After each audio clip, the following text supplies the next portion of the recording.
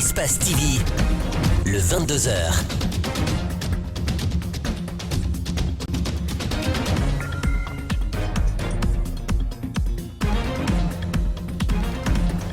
Mesdames et messieurs, bonsoir. Merci de nous préférer. Bienvenue dans cette édition d'information dont voici les principales articulations. Les opérations de vaccination contre le coronavirus dans les 5 communes de la capitale ont été officiellement lancées ce vendredi. Les premières doses de vaccins ont été administrées au personnel de santé. C'est l'hôpital de Bessia qui a servi de cadre au lancement. Vous aurez les détails dans un court instant. Et puis une bonne nouvelle pour le collectif des avocats, les détenus politiques, ils pourront désormais rendre visite à leurs clients à la maison centrale dans le respect des mesures sanitaires. C'est au moins ce qui ressort de leur rencontre ce jeudi avec le ministre de la Justice, Garde des Sceaux. C'est tout pour les titres. Le développement, c'est dans un court instant. Pour une fois encore, bonsoir. Merci de nous rejoindre dans cette édition d'information. Si c'est maintenant vous installez devant votre lucarne joyeuse, c'est désormais officiel, chose faite. La Banque centrale restaure la mémoire. C'est le Premier ministre qui a procédé ce vendredi à Conakry à l'inauguration de sa galerie appelée autrement Musée de la Banque centrale. La démarche vise à conférer une large ouverture du patrimoine numismatique et l'enrichir dans le temps pour les visiteurs. Djibril Ba commente les images d'Abdoulaye Kamara. Suivez. La Banque centrale, toujours dans la ferveur de la célébration de la création de sa monnaie. Cette rencontre étant donc la suite logique de la fête, elle consiste à révisiter le passé d'une monnaie qui, dans sa composante fiduciaire, se décline en 5 principales séquences correspondant chacune à des types de billets spécifiques. D'où l'inauguration d'un musée à son nom aussi pour les apôtres de l'institution bancaire. Le musée réunira divers objets de valeur de la Banque centrale, allant de très anciens moyens de paiement comme le guinzé et les kouris, aux étoffes ayant circulé du 8e siècle à la période coloniale. De la période coloniale à nos jours, plusieurs thématiques ont été utilisées pour la monnaie guinéenne. Le gouverneur de la BCRG explique ici quelques caractéristiques. Marqué au début par la figure du premier président de la République, l'iconographie des billets a par la suite évolué vers les effigies des héros de la résistance à la conquête coloniale et de grandes figures africaines et même internationales pourraient être marquées de nos jours par la prééminence des questions liées au genre. Le Premier ministre résume son discours en invitant les agents de la Banque centrale à œuvrer pour la réforme et l'application des mesures édictées par le chef de l'État dans un contexte marqué par le Covid et le virus Ebola. Le président a donc raison de resserrer les choses pour éviter qu'à l'importation de l'inflation ne s'ajoute une inflation interne liée à une gestion budgétaire laxiste. Du franc en passant par le Sili, le franc guinéen, tout sera flanqué dans cette galerie. La Guinée aussi a officiellement démarré ce vendredi ses opérations de vaccination contre le coronavirus pour les 5 communes de la capitale. Les premières doses de vaccins Sinopharm ont été administrées au personnel de santé en première ligne dans la lutte. Après cette phase, suivront les personnes âgées de 50 ans et plus, des personnes aux emplois stratégiques ainsi que des leaders religieux. La cérémonie de lancement s'est tenue au centre de traitement épidémiologique de Bessia dans la commune de Matoto. Ali Badra Kamara, Ibrahim Souma était de la partie. Suivez leur compte rendu. Plus de 2 millions de personnes sont concernées par ces opérations de vaccination contre la COVID-19. Pour ce début, c'est le personnel de la santé qui a donné le ton dans les différents centres de traitement épidémiologique de la capitale.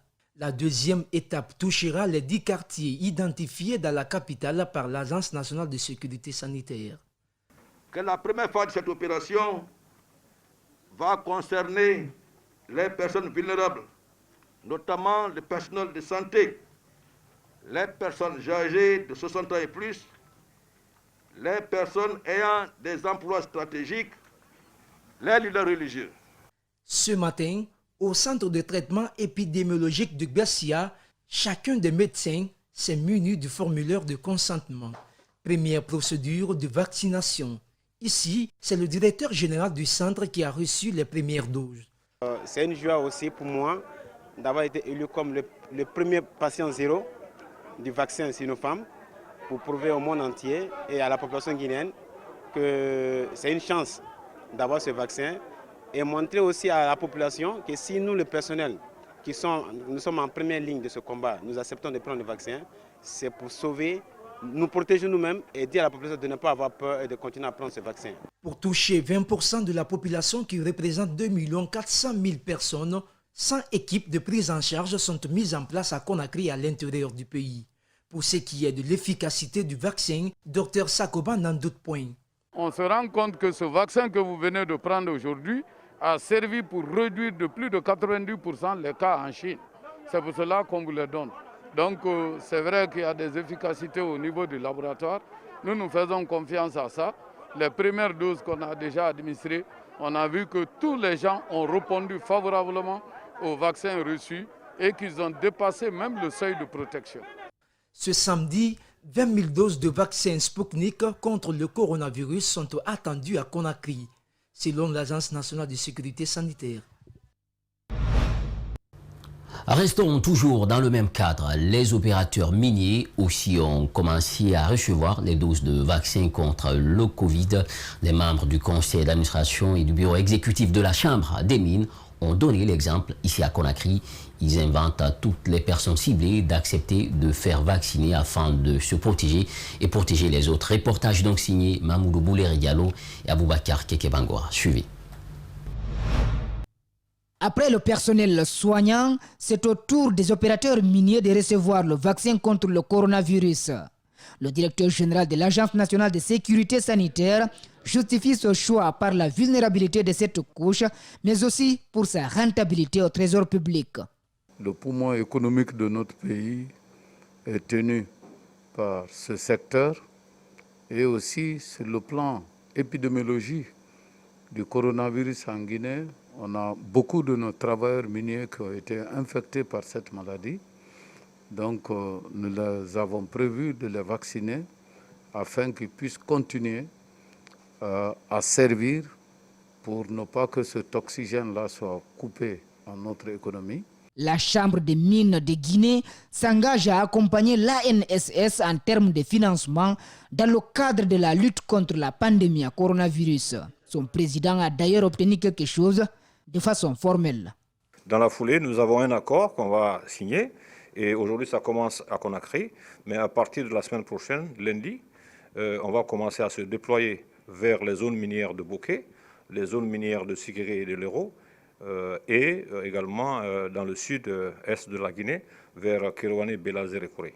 Donc c'est tout le secteur minier dans toute sa dimension régionale et sous-régionale qui va être ciblé pour administrer au plus rapidement que possible, à partir du premier arrivage, le vaccin à nos travailleurs, aux familles et aux communautés. À ceux qui doutent de l'opération et à ceux qui ont encore peur d'être vaccinés, les responsables de la Chambre des mines les appellent à plus de responsabilités pour faire un front commun contre la pandémie. Frédéric Boujik indique que c'est un privilège d'être le porte-flambeau dans cette lutte contre la Covid-19. C'est important pour nous de montrer cet exemple parce que nous, en tant qu'opérateurs miniers, on est amenés à côtoyer beaucoup de monde, à avoir une population de salariés importante. Et je crois que par les métiers que nous faisons et par aussi ce que nous représentons, nous devons être aussi précurseurs au moment de cette vaccination souhaitée par les plus hautes autorités du pays, comme je l'ai dit. Donc voilà, c'est un sentiment important qui nous anime et qui fait qu'aujourd'hui on est là et on se prête à cette vaccination avec beaucoup de fierté, mais aussi beaucoup de responsabilité. L'Agence nationale de sécurité sanitaire dispose de 200 000 doses de vaccins pour 100 000 personnes, soit 2 par sujet, dans un intervalle de mois. Le gouvernement guinéen a commandé un autre type de vaccin dénommé Sinovac avec une quantité de 300 000 doses.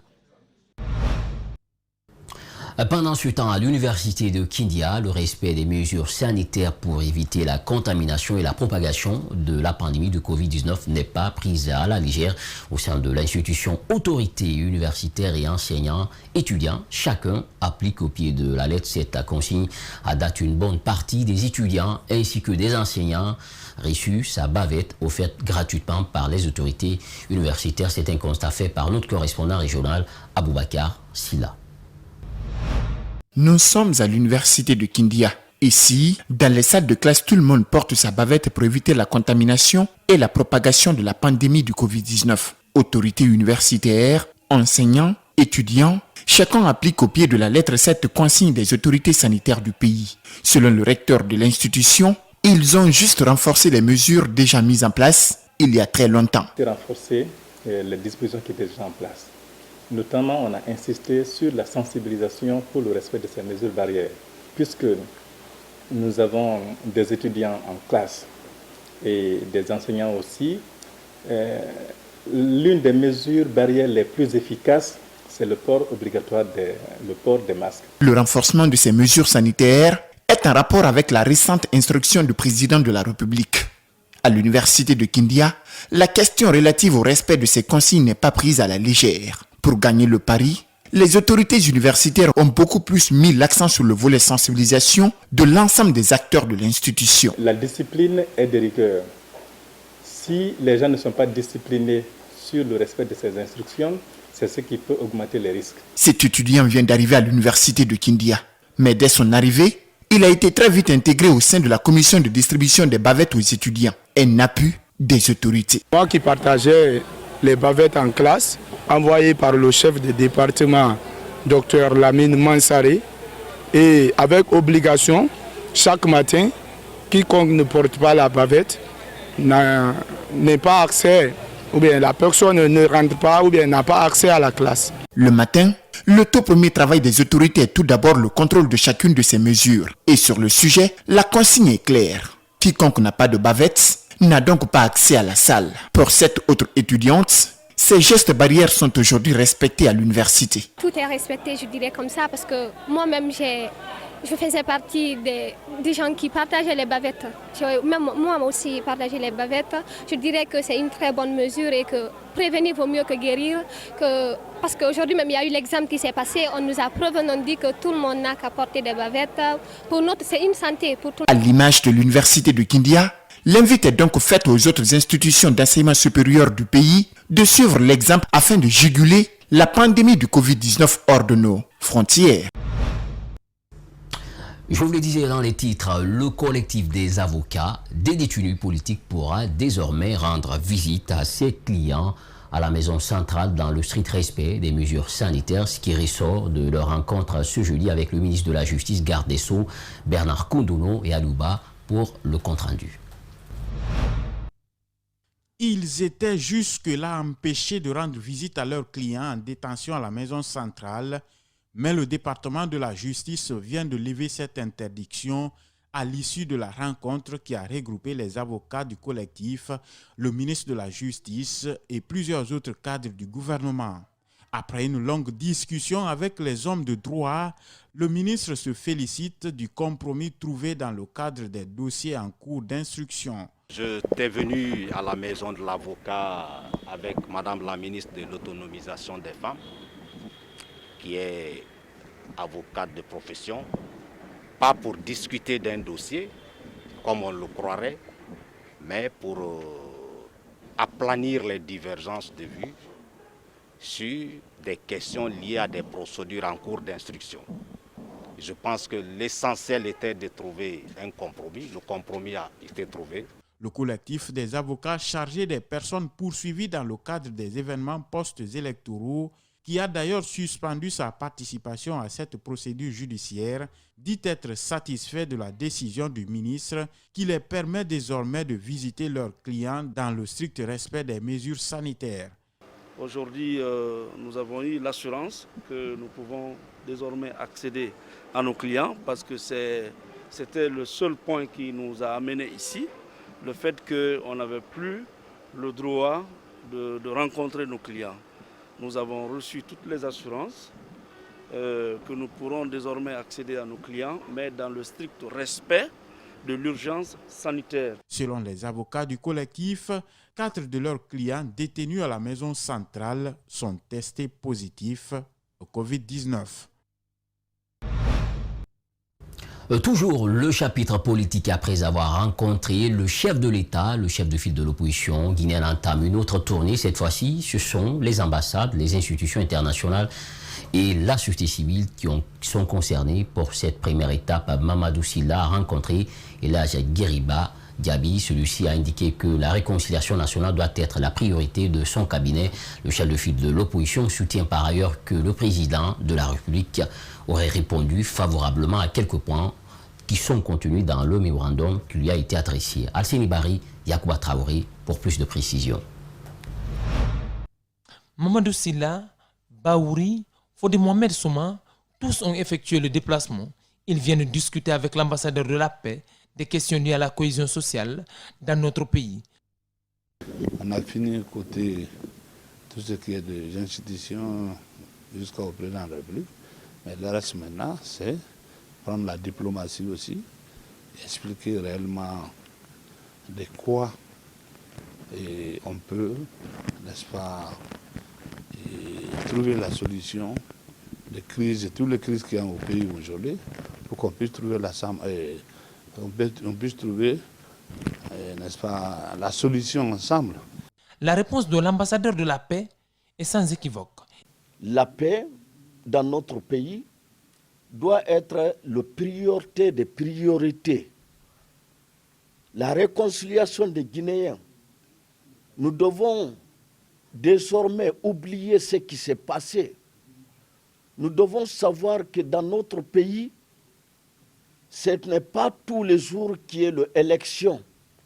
Ce n'est pas tous les jours qu'il y a dans le bagarre de la rue. Il y a un temps qui est fait pour des disputes, il y a un temps qui est fait pour la paix. Elhadji Guériba Diaby termine par rappeler le rôle de l'opposition. On peut être l'opposition pour dire qu'on n'est pas d'accord avec vous, mais dans l'ensemble, vous cherchez quoi? C'est le bonheur des mêmes peuples. Et si vous cherchez le bonheur de ces mêmes peuples, vous devez parfois vous accorder le pardon, le respect. Et pour ces mêmes peuples-là, nous devons respecter notre peuple guinéen. Nous avons tant souffert, nous ne voulons pas continuer dans la même manière à souffrir. Le chef de file de l'opposition compte rencontrer lundi l'ambassadeur américain et celui du Maroc. Mamadou Sylla indique également que le président de la République a répondu favorablement à quelques points du mémorandum qu'il lui a adressé. Mais cela fera l'objet d'une conférence de presse ce samedi. Rendre public des informations sur les violations des droits de l'homme, c'est l'exercice auquel doivent se soumettre les hommes de la société civile. Ils ont suivi ce vendredi une formation au siège de Destin en main, l'ONG qui a initié ce projet de formation. Mamadou Salouba, Aboukori Akourma était de la partie suivie. Dans quelques temps, ces hommes de la société civile seront à même de tenir une conférence de presse pour parler d'un sujet, les violations des droits de l'homme.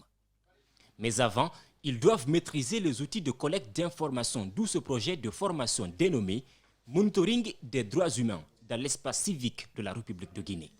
Aujourd'hui, quand on parle de violation des droits humains, le genre en souffre beaucoup. Et ce qui est encore beaucoup plus regrettable, c'est le fait que nous voyons des enfants, des innocents, des bébés de moins d'1 an qui sont victimes des adultes. Et pour amener à une prise de conscience, ces points focaux seront déployés dans les 33 préfectures de la Guinée et dans les 5 communes de Conakry. Tous les 3 mois, ils vont pouvoir remonter des informations sur les violations des droits de l'homme pour analyser. Il y a un travail de fond à faire et dans une synergie d'action. Parce que ce n'est pas un travail de policier, mais plutôt un travail de sensibilisateur, de personnes averties dans le cadre de collecter les informations, mais tout en réunissant tous les acteurs, à savoir les autorités locales et les organisations de la société civile évoluant dans le secteur, mais aussi les populations. Initié par l'ONG Destin en main et accompagné par la Fondation Osiwa, le projet servira aussi de base de données pour plusieurs ONG.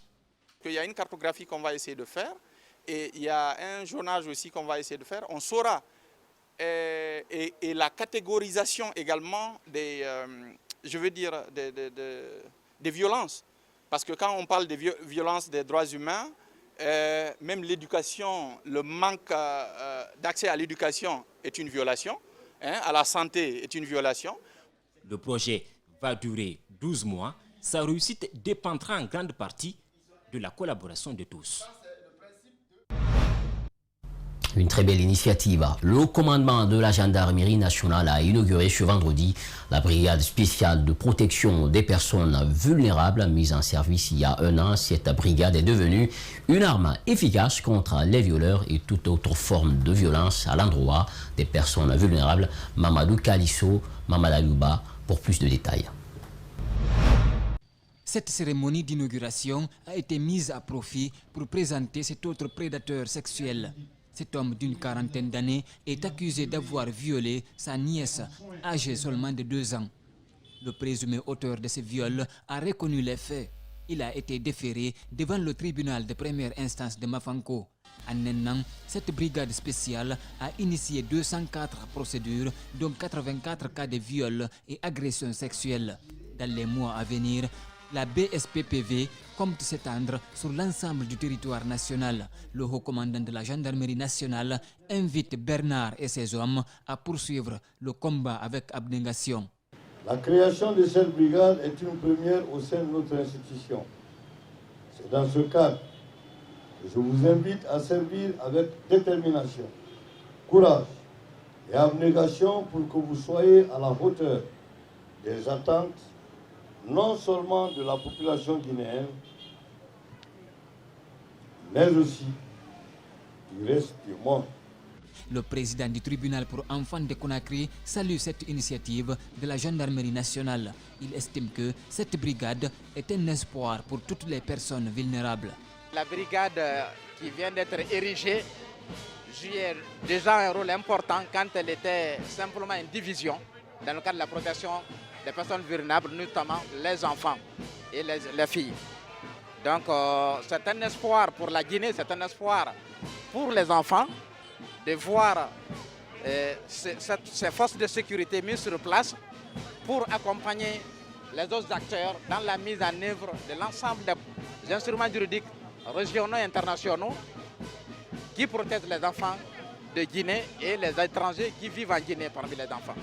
La coopération française a offert du matériel à la brigade pour lui permettre d'accomplir la mission qui lui est confiée. D'une brigade à une autre, cette fois-ci nous parlons de la brigade nationale de lutte contre la criminalité de la faune et de la flore, a présenté jeudi à la presse des femmes vendeuses de viande de brousse. Elles ont été appréhendées au kilomètre 5 dans le quartier Néguéa, dans la préfecture de Dubrika. Elles vendaient des espèces interdites et protégées. Il s'agit entre autres du varan, du phacochère, à Pécho, des singes et des agoutis. Ce travail est un aboutissement d'une investigation de plus d'un mois. Sénibari commente les images de Yacouba Traoré. Cette opération a été menée conjointement par la Brigade nationale de lutte contre la criminalité, la faune et la flore et le service des eaux et forêts. Parmi ces espèces tuées, le varan de l'Autocus, le Patamochera pesos, les singes, les agoutis. Malgré les sensibilisations, les braconniers et vendeuses de viande de brousse n'arrêtent toujours pas. Le pays est en danger. Avec la présence de 2 pandémies là, il faut essayer d'éviter la consommation et de la chauve-souris et de la viande de brousse. C'est interdit, il faut interdire. C'est interdit, ne consommez pas. La loi est claire là-dessus. Ces femmes ont été interpellées au kilomètre 5 dans le quartier Néguéa à Dubrika. Selon le directeur préfectoral des eaux et forêts, elles viennent de Yimbaya. Cependant, elles disent être étonnées de leur interpellation. Même des agents des eaux et forêts viendraient acheter avec eux. Nous ne savons pas que c'est illégal de vendre cette viande parce que tout le monde vient acheter avec nous, y compris ces agents qui nous ont interpellés. C'est avec ce commerce que je nourris mes enfants. S'ils veulent nous interdire d'exercer notre métier, qu'ils nous donnent quoi vendre et où vendre. ala ko madi na ka munyeti njina mati ma ala ko fan na ka munyeti e na fala ga muga ban gi mati fe ma aka yire ndi so muira aka ko abri so muira muga ska dogonara hangi furi kan. Ces personnes seront présentées à un juge. Elles devraient être jugées selon le code de l'environnement, le code de protection des faunes sauvages et le code forestier. C'est d'élargir les travaux d'investigation à tous les niveaux. Nous n'allons pas nous en prendre à ces pauvres femmes, mais là où l'abattage a eu lieu, dans les zones périphériques, là où, vers Koundara, Telmile, les braconniers là, c'est de traquer les braconniers, c'est-à-dire de rompre la chaîne de distribution. Il faut rompre la chaîne de distribution. Si elles ne sont pas ravitaillées, est-ce qu'elles vont vendre? Non. Donc il faut traquer ces braconniers-là, à tous les niveaux.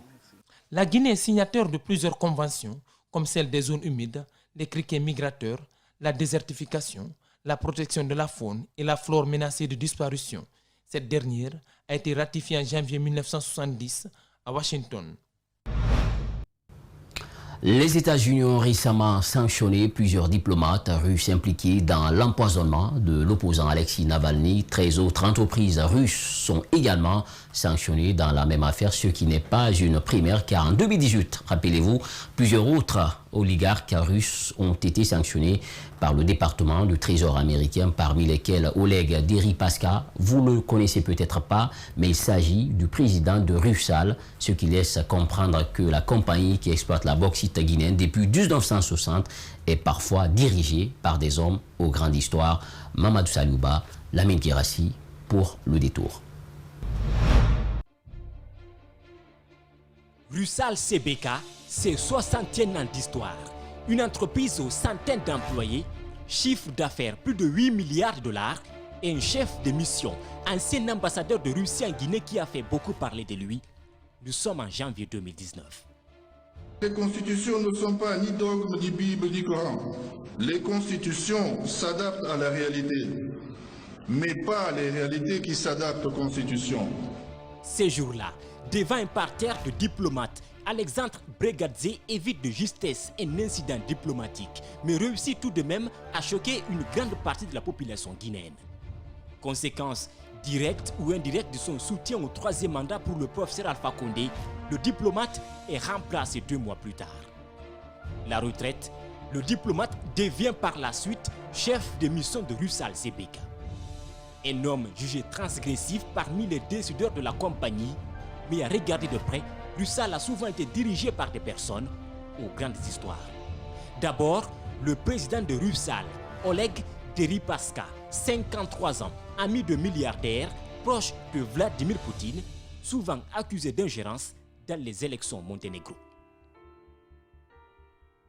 Selon le gouvernement américain, Deripaska et son conseiller de longue date, Victor Boyarkin, étaient en fait intimement impliqués dans la fourniture de soutien et de financement au Front démocratique DF, le parti d'opposition pro-russe au Monténégro, agissant en tant que représentant du secteur privé pour le Kremlin.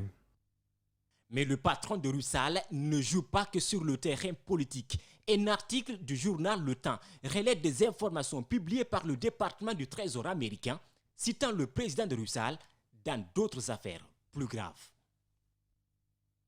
Le Trésor américain précise qu'Oleg Deripaska a fait l'objet d'une enquête pour blanchiment d'argent et a été accusé d'avoir menacé la vie de ses rivaux commerciaux, d'avoir illégalement mis un représentant du gouvernement sur écoute et d'avoir participé à des activités d'extorsion et de racket.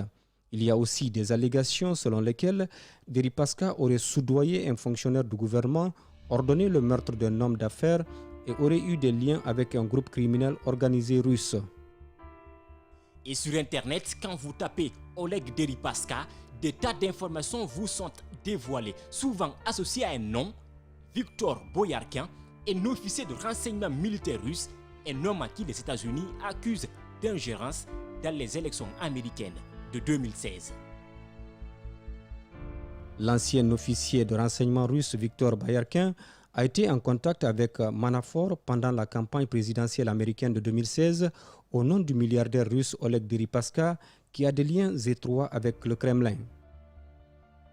Mais dans l'Empire russal, Victor Boyarkin est un bon joueur. C'est lui qui a été envoyé en 2012 par le géant russe de l'aluminium pour négocier le redémarrage de Fria.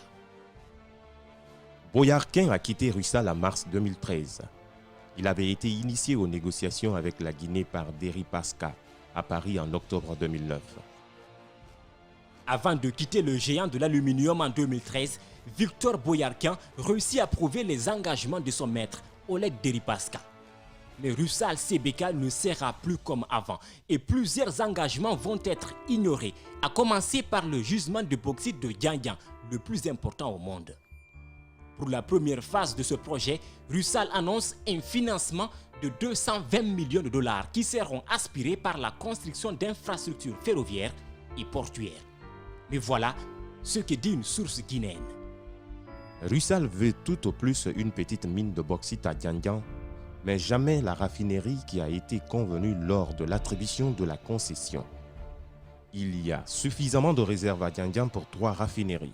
Russal ne veut même pas en ouvrir une. Avec Russal, ce n'est jamais une surprise. Voilà ce que disait un rapport en 2010 à propos de la compagnie. Un rapport d'Alex Stewart International, commandé pour le gouvernement guinéen en 2010, a calculé que les pertes de revenus du gouvernement entre 2006 et 2009 s'élevaient à 142,4 millions de dollars. Selon le rapport de l'ASI, sur la base des informations fournies par le gouvernement de la République de Guinée, Alex Stewart International estime que le gouvernement a des raisons de réclamer des dommages et intérêts allant de 960 millions de dollars US à peut-être plus d'1 milliard de dollars US à Ruskies Aluminage LLC pour la possession et l'exploitation illégale du complexe Frigia sous la holding illégale de la société Frigia. Capable d'ouvrir plusieurs raffineries, aujourd'hui la bauxite guinéenne continue sa longue traversée au lieu d'une transformation sur place plus bénéfique pour le pays.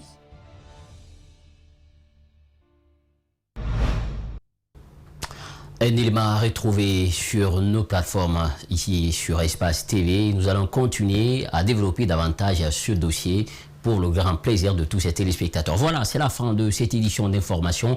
Merci à toutes et à tous pour l'attention à la régie avec Lamine Sidibé, à la réalisation Mamadou Sayo. On n'oublie pas également Fauté qui était avec nous ce soir. Portez-vous bien où que vous soyez. Surtout, restez avec Espace TV car le meilleur reste à venir. Au revoir.